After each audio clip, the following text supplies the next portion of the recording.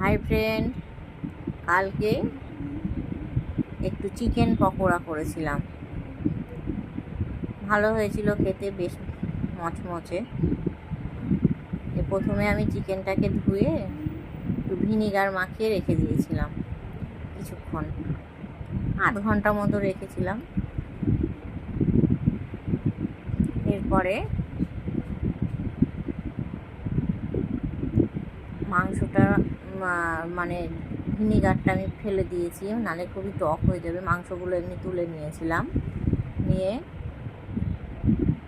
ওর মধ্যে আদা রসুন পেস্ট দিয়েছি, রসুনটা একটু বেশি দিয়েছিলাম, নুন